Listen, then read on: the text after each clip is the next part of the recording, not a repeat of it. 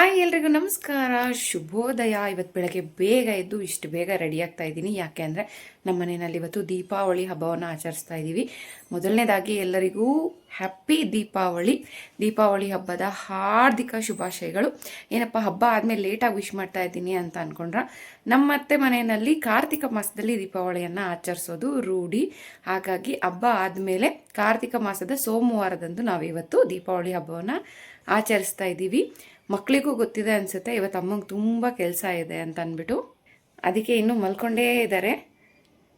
ಬೇಗ ಎದ್ಬಿಟ್ರೆ ಕೆಲಸ ಮಾಡೋದಕ್ಕೆ ತೊಂದರೆ ಆಗುತ್ತೆ ಅಂತ ಜಸ್ಟ್ ಇವಾಗ ಎದ್ದೇಳ್ತಾ ಇದ್ದಾರೆ. ಸೊ ಹಸ್ಬೆಂಡ್ ಫಾರಿನಲ್ಲಿರೋದ್ರಿಂದ ಅವರು ಇಲ್ಲದೆ ಇರುವಂಥ ಮೊದಲನೇ ದೀಪಾವಳಿ, ಹಾಗೆ ನನ್ನ ಮಗನ ಮೊದಲನೇ ದೀಪಾವಳಿ ನಮ್ಮ ಅತ್ತೆ ಮನೆಯಲ್ಲಿ. ಸೊ ಹೇಗೆಲ್ಲ ಆಗುತ್ತೆ, ಏನೆಲ್ಲ ಸೆಲೆಬ್ರೇಷನ್ಸ್ ಇರುತ್ತೆ ಅನ್ನೋದನ್ನು ಒಂದೊಂದಾಗಿ ಮಾಡ್ಕೊಳ್ತಾ ಹೋಗೋಣ. ನಿನ್ನೆ ತುಳಸಿ ಪೂಜೆ ಇದ್ದಿದ್ದರಿಂದ ನಮ್ಮ ಅತ್ತೆ ತುಳಸಿ ಕಟ್ಟೆಗೆಲ್ಲ ಪೂಜೆಯನ್ನು ಮಾಡಿದ್ದಾರೆ. ನೀವು ಇವ್ರ ಕಡೆ ಸಂಪ್ರದಾಯ ಅಂದರೆ ಬೆಟ್ಟದ ನೆಲ್ಲಿಕಾಯಿ ಗಿಡವನ್ನು ಆ ತುಳಸಿ ಗಿಡದ ಹತ್ರ ಇಟ್ಬಿಟ್ಟು ಪೂಜೆಯನ್ನು ಮಾಡ್ತಾರೆ. ಏನಕ್ಕೆ ಈ ಸಂಪ್ರದಾಯವನ್ನು ಪಾಲಿಸ್ಕೊಂಡ್ಬಂದಿದ್ದಾರೆ ಅಂತ ಮಾತ್ರ ನನಗೆ ಗೊತ್ತಿಲ್ಲ. ನೋಡೋದಕ್ಕೆ ಮಾತ್ರ ತುಂಬ ಚೆನ್ನಾಗಿ ಕಾಣಿಸ್ತಾ ಇತ್ತು ಆ ಬೆಟ್ಟದ ನೆಲ್ಲಿಕಾಯಿ ಗಿಡ.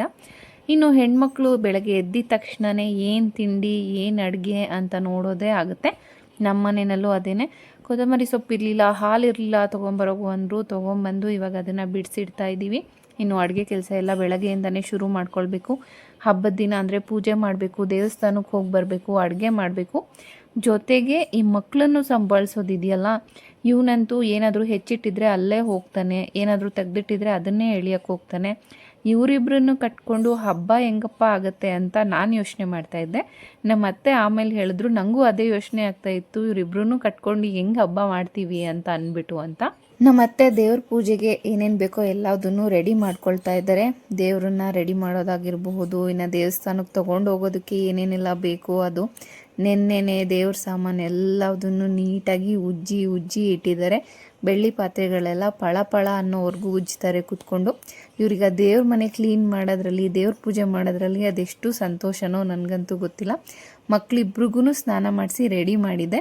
ಇವನು ಸೇಮ್ ಅವ್ರ ಅಜ್ಜಿ ಥರನೇ ದೇವ್ರ ಮನೆ ಅಂದರೆ ಸಾಕು ಅಲ್ಲೇ ಇರ್ತಾನೆ. ಅವರು ನೋಡಿ ಅವ್ರು ಪೂಜೆ ಮಾಡೋಕ್ಕೆ ಹೋದಾಗೆಲ್ಲ ಅವ್ರ ಹಿಂದೆನೇ ಹೋಗ್ತಾನೆ. ಅವರು ಡೈಲಿ ದೀಪ ಹಚ್ಚಿ ಊದ್ಗಡ್ಡಿ ಹಚ್ಚೋದನ್ನ ನೋಡಿ ಅದನ್ನು ನೋಡ್ಕೊಂಡಿದ್ದಾನೆ, ಊದ್ಗಡ್ಡಿನ ಎಲ್ಲಿ ಹಚ್ಚಬೇಕು ಅಂತ. ಇನ್ನು ಇವಳ್ದು ಸ್ನಾನ ಆಗಿ ರೆಡಿಯಾಗಿದ್ದಾಳೆ. ಮಕ್ಕಳಿಬ್ರು ಹಬ್ಬದ ದಿನ ಸ್ನಾನ ಮಾಡಿ ದೇವ್ರ ಪೂಜೆ ಮಾಡಿದ್ದಾಯಿತು. ಇನ್ನೇನಿದ್ರು ನಮ್ಮ ಪೂಜೆ ಮಾಡೋದು, ದೇವಸ್ಥಾನಕ್ಕೆ ಹೋಗೋ ಕೆಲಸಗಳನ್ನು ನೋಡ್ಕೊಳ್ಬೇಕು. ಸೊ ಐರಾ ಈ ರೀತಿನಲ್ಲಿ ರೆಡಿಯಾಗಿದ್ಲು ಹಬ್ಬಕ್ಕೆ.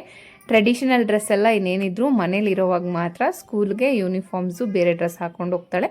ನಾನು ಒಂದು ದೀಪವನ್ನು ತರಿಸಿದ್ದೆ, ತುಂಬ ಇಷ್ಟ ಆಯಿತು ಅದನ್ನು ನೋಡಿದಾಗ. ಹಬ್ಬದ ದಿನ ಹಚ್ಚೋದಕ್ಕಾಗಿರ್ಬೋದು, ವರಮಹಾಲಕ್ಷ್ಮಿ ಹಬ್ಬದ ದಿನ ಹಚ್ಚೋದಕ್ಕೂ ಆಗುತ್ತೆ ಅಂತ ಹೇಳಿಬಿಟ್ಟು ಲೋಟಸ್ ಶೇಪಲ್ಲಿರೋ ಅಂಥ ದೀಪವನ್ನು ತರಿಸಿದ್ದೆ.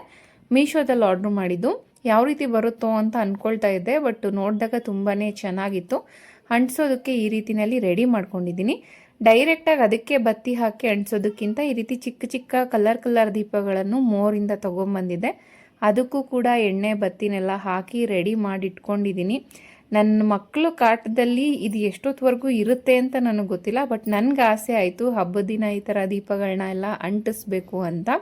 ಸೊ ಫೈನಲಿ ಅಂಟಿಸಿ ಇಟ್ಟಿದ್ದೀನಿ. ಅದು ಇಷ್ಟು ಬ್ಯೂಟಿಫುಲ್ಲಾಗಿ ಕಾಣಿಸ್ತಾ ಇತ್ತು, ದೀಪಗಳು ಕಲರ್ಫುಲ್ಲಾಗಿ.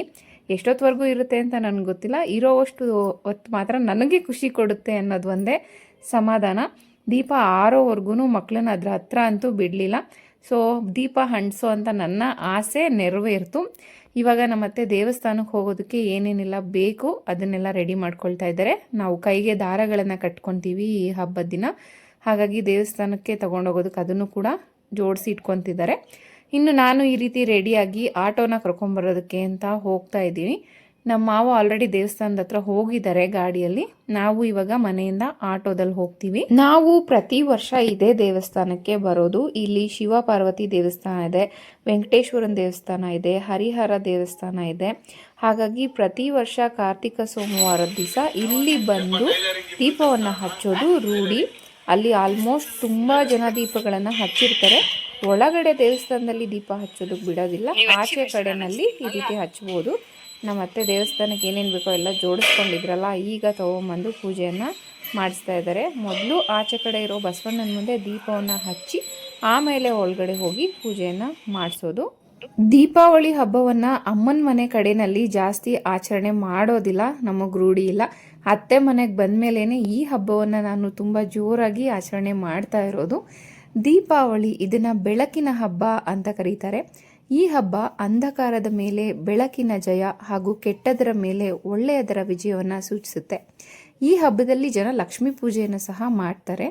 ಈ ಹಬ್ಬ ಅಜ್ಞಾನದ ಮೇಲೆ ಜ್ಞಾನದ, ದುಃಖದ ಮೇಲೆ ಸಂತೋಷದ ವಿಜಯವನ್ನು ಸೂಚಿಸುತ್ತೆ. ಪುರಾಣದ ಪ್ರಕಾರ ಶ್ರೀರಾಮ 14 ವರ್ಷಗಳ ವನವಾಸವನ್ನು ಮುಗಿಸಿ ರಾವಣನನ್ನು ಸೋಲಿಸಿ ಅಯೋಧ್ಯೆಗೆ ವಾಪಸ್ಸಾದ ದಿನ ಅಂತ ಕೂಡ ಆಚರಣೆ ಮಾಡ್ತಾರೆ. ಈ ಹಬ್ಬವನ್ನು ಇಲ್ಲಿ ಜೋರಾಗಿ ಆಚರಿಸೋದು ನನಗಂತೂ ತುಂಬ ಖುಷಿ.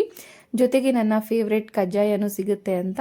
ಕಜ್ಜಾಯ ಅಂದರೆ ನನಗೆ ತುಂಬ ಇಷ್ಟ. ನಮ್ಮಮ್ಮ ಮನೆ ಕಡೆಯಲ್ಲಿ ಹಬ್ಬ ಮಾಡಲ್ವಲ್ಲ, ಹಾಗಾಗಿ ಕಜ್ಜಾಯನೂ ಕೂಡ ಮಾಡೋದಿಲ್ಲ. ಇನ್ನು ಹೆಂಡತಿಯಾಗಿ, ಅಮ್ಮನಾಗಿ, ಸೊಸೆಯಾಗಿ ನನ್ನ ಜವಾಬ್ದಾರಿ ವರ್ಷದಿಂದ ವರ್ಷಕ್ಕೆ ಜಾಸ್ತಿ ಆಗ್ತಾ ಇದೆ. ಸೊ ಅದೆಲ್ಲದನ್ನು ನಿಭಾಯಿಸ್ಕೊಂಡು ಹೋಗೋ ಶಕ್ತಿ ಕೊಡಲಿ ಅಂತ ಕೇಳಿಕೊಂಡೆ. ಮನೆಗೆ ಬಂದಮೇಲೆ ಹಬ್ಬದ ಅಡುಗೆ ಕೂಡ ರೆಡಿ ಇತ್ತು. ಕಾಳು ಸಾರು ಮಾಡ್ತಾರೆ ಪ್ರತಿ ವರ್ಷ ಈ ಹಬ್ಬಕ್ಕೆ. ಇನ್ನು ಹೆಸರುಬೇಳೆ, ಚಿತ್ರಾನ್ನ, ಬೋಂಡ ಇದು ಹಬ್ಬದ ಅಡುಗೆ ಆಗಿತ್ತು. ಮೊದಲೆಲ್ಲ ಐರಾ ಒಬ್ಬಳೇ ಆಟ ಆಡ್ಕೊಳ್ತಾ ಇದ್ಲು. ಅವಳ ಆಟ ಸಾಮಾನಾಯಿತು, ಅವಳಾಯಿತು. ಅವಳ ಏಜ್ನವರು ಯಾರೂ ಇರಲಿಲ್ಲ. ಇನ್ನು ಕೆಳಗಡೆ ಮನೆಯಲ್ಲಿ ಹೋಗಿ ದೀತಿಯ ಜೊತೆ ಒಂದು ಸ್ವಲ್ಪ ಹೊತ್ತು ಆಟ ಆಡ್ಕೊಂಡು ಬರ್ತಾ ಇದ್ಲು. ಈಗ ಅವಳಿಗೆ ಆಟ ಆಡೋದಕ್ಕೆ ಒಬ್ಬ ಪುಟಾಣಿ ಪಾರ್ಟ್ನರ್ ಕೂಡ ಸಿಕ್ದಂಗೆ ಆಗಿದೆ. ಇಬ್ಬರು ಒಟ್ಟಿಗೆ ತುಂಬ ಚೆನ್ನಾಗಿ ಆಟ ಆಡ್ಕೊಳ್ತಾ ಇರ್ತಾರೆ. ಮನೆ ತುಂಬ ಇದನ್ನು ನೋಡಿದ್ರೆ ತುಂಬ ಖುಷಿ ಆಗುತ್ತೆ. ನಮ್ಮ ಅತ್ತೆ ಮಾವಂಗಂತೂ ಇವರಿಬ್ಬರು ಒಳ್ಳೆ ಟೈಮ್ ಪಾಸ್ ಅಂತಲೇ ಹೇಳ್ಬೋದು. ಇವ್ರು ಆಟ ಆಡೋದನ್ನ ನೋಡಿ ತುಂಬ ಖುಷಿ ಪಡ್ತಾ ಇರ್ತಾರೆ. ಇನ್ನು ಮಕ್ಕಳಿದಾರಲ್ವ, ಸ್ವಲ್ಪ ಪಟಾಕಿಯನ್ನು ತೊಗೊಂಡು ಹೋಗೋಣ ಅಂತ ಹೇಳಿ ನಾನು ನಮ್ಮ ಮಾವ ಪಟಾಕಿಯನ್ನು ತೊಗೊಂಡು ಹೋಗೋದಕ್ಕೆ ಬಂದಿದ್ದೀವಿ. ಇದೇ ಫಸ್ಟ್ ಟೈಮ್ ನಾನು ಪಟಾಕಿಯನ್ನು ಪರ್ಚೇಸ್ ಮಾಡೋದಕ್ಕೆ ಬಂದಿದ್ದು. ಚಿಕ್ಕವರಿರೋವಾಗೆಲ್ಲ ಅಪ್ಪಾಜಿ ತಂದು ಕೊಡ್ತಾಯಿದ್ರು, ಆಮೇಲೆ ಹಸ್ಬೆಂಡ್ ತರ್ತಾಯಿದ್ರು ಮನೆಗೆ. ಸೊ ಈ ವರ್ಷ ಆ ಜವಾಬ್ದಾರಿಯನ್ನು ನಾನು ತೊಗೊಂಡಿದ್ದೀನಿ. ಮನೆ ಮುಂದೆ ಎಲ್ಲ ದೀಪ ಅಂಟಿಸಿ ಮಕ್ಕಳ ಹತ್ರ ಸ್ವಲ್ಪ ಪಟಾಕಿಗಳನ್ನೆಲ್ಲ ಓಡಿಸ್ತಾ ಇದ್ವಿ. ಪಟಾಕಿಗೆ ಎಷ್ಟು ಖರ್ಚಾಗ್ಬೋದು ಮಹಾ ಅಂದರೆ 1000 ಒಳಗಡೆ ಬಂದುಬಿಡುತ್ತೆ ಅಂದ್ಕೊಂಡು ನಾನು ಹೋಗಿದ್ದು. ಆದರೆ 5000 ಬಿಲ್ ಮಾಡಿ 80% ಡಿಸ್ಕೌಂಟ್ ಅಂದು 1500ಗೆ ಕೊಟ್ಟರು. ಬಟ್ ತಂದಿದ್ದು ಸುರ್ಸುರ್ ಬತ್ತಿ, ಫ್ಲವರ್ ಪಾಟ್ ಮತ್ತು ಸ್ಕೈ ಶಾಟ್ಸ್ ಅಂತ ಮೂರೇ. ಅಷ್ಟಕ್ಕೆ ಅಷ್ಟೊಂದು ದುಡ್ಡಾಗುತ್ತೆ ಅಂತ ನಿಜವಾಗ್ಲೂ ನನಗೆ ಗೊತ್ತಿರಲಿಲ್ಲ. ನಾನು ಯಾವತ್ತೂ ಪಟಾಕಿ ತಂದೇ ಇರಲಿಲ್ವಲ್ಲ, ಅದಕ್ಕೋಸ್ಕರ. ಲಾಸ್ಟ್ ಇಯರ್ ನನ್ನ ಹಸ್ಬೆಂಡು ನಮ್ಮೂರಲ್ಲಿ ಪಟಾಕಿಯನ್ನು ತಂದಿದ್ರು. ಒಂದು ಮೂಟೆ ಪಟಾಕಿ ಇತ್ತು. ಮೇ ಬಿ ಒಂದು 8-10 ಸಾವಿರದ ಪಟಾಕಿ ತಂದಿದ್ರೇನೋ. ನನಗೂ ಇವಾಗಲೇ ಗೊತ್ತಾಗಿದ್ದು ಪಟಾಕಿ ಅಷ್ಟೊಂದು ಕಾಸ್ಟ್ಲಿ ಇರುತ್ತೆ ಅಂತ. ಲಾಸ್ಟ್ ಇಯರ್ ನಮ್ಮ ಜೊತೆನಲ್ಲೆಲ್ಲ ಅವರಿದ್ದರು ಪಟಾಕಿ ಹೊಡೆಯೋದಕ್ಕೆ. ಈ ವರ್ಷ ನನ್ನ ಜೊತೆನಲ್ಲಿ ಯಾರೂ ಇರಲಿಲ್ಲ. ಅದು ಒಂದು ಬೇಜಾರಾಯಿತು. ಪಟಾಕಿ ಎಲ್ಲ ಅಂಟಿಸಿದ್ದಾಯಿತು. ಸೊ ನೈಟು ಪಟಾಕಿ ಅಂಟಿಸಿದ್ವಿ ಅಂದರೆ ಇಲ್ಲಿಗೆ ಹಬ್ಬ ಮುಗೀತು ಅಂತ ಅರ್ಥ. ಚಿಕ್ಕವರಿರೋವಾಗೆಲ್ಲ ಅಪ್ಪ ಅಮ್ಮ ಪಟಾಕಿಗಳು ತಂದು ಕೊಡ್ತಾಯಿದ್ರು. ಆಮೇಲೆ ಮನೆಯಲ್ಲಿ ಪಟಾಕಿ ತರಬೇಕಂದ್ರೆ ಹಸ್ಬೆಂಡೇ ತರ್ತಾ ಇದ್ದಿದ್ದು. ಫಸ್ಟ್ ಟೈಮ್ ಇವತ್ತು ನಾನು ಹೋಗಿದ್ದು ಪಟಾಕಿ ತರೋದಕ್ಕೆ. ಏನು ತೊಗೋಬೇಕು, ಯಾವ್ದು ತೊಗೋಬೇಕು, ಯಾವ್ದು ಚೆನ್ನಾಗಿರುತ್ತೆ ಏನೂ ಐಡಿಯಾ ಇರಲಿಲ್ಲ. ಅವ್ರು ಕೊಟ್ಟಿದ್ದು, ನಾವು ತಂದಿದ್ದು. ಪಟಾಕಿ ತಂದು ಹೊಡೆದ್ರೆ ಅದ್ಯಾವುದೋ ಸ್ಕೈ ಶಾಟ್ ಅಂತ ತಂದು ಹೊಡೆದ್ರೆ ಅದು ಮೇಲ್ಗಡೆ ಹೋಗಿ ಡಮ್ ಅನ್ಬೇಕಾಗಿತ್ತು, ಕೆಳಗಡೆನೇ ಡಮ್ ಅಂದ್ಬಿಡ್ತು. ನನಗೆ ಫುಲ್ ಭಯ ಆಗೋಯ್ತು. ಅಕ್ಕಪಕ್ಕದಲ್ಲೆಲ್ಲ ಕಾರ್ಗಳು ನಿಂತಿದ್ದಾವೆ, ಎಲ್ಲಿ ಏನಾಗುತ್ತೋ ಅಂತ ಸಖತ್ ಹೆದರಿಕೆ ಆಗಿಬಿಡ್ತು. ಹೆಂಗೋ ಸದ್ಯ ಏನೂ ಆಗಲಿಲ್ಲ. ಅದಕ್ಕೆ ಕೆಲವೊಂದೊಂದು ಸಿಚುವೇಷನಲ್ಲಿ ತುಂಬ ಮಿಸ್ ಮಾಡ್ಕೊಳ್ತೀನಿ ಹಸ್ಬೆಂಡ್ನ. ಇರಬೇಕಿತ್ತು, ಇದ್ದಿದ್ರೆ ಚೆನ್ನಾಗಿರ್ತಾಯಿತ್ತು ಅಂತ. ಬಟ್ ಏನು ಮಾಡೋಕ್ಕಾಗಲ್ಲ. ಮೇ ಬಿ ನೆಕ್ಸ್ಟ್ ಇಯರಿಂದ ಎಲ್ಲ ವರ್ಷವೂ ಜೊತೆನಲ್ಲಿರೋ ಥರ ಆಗಲಿ ಅಂತ ಕೇಳ್ಕೊಳ್ತೀನಿ. ಇದಾಗಿತ್ತು ಇವತ್ತಿನ ವ್ಲಾಗ್. ಸಿಗ್ತೀನಿ ಮತ್ತೆ ಮುಂದಿನ ವ್ಲಾಗಲ್ಲಿ. ಅಲ್ಲಿವರೆಗೂ take care and thank you so much and happy Deepavali from our family to the YouTube family. Thank you.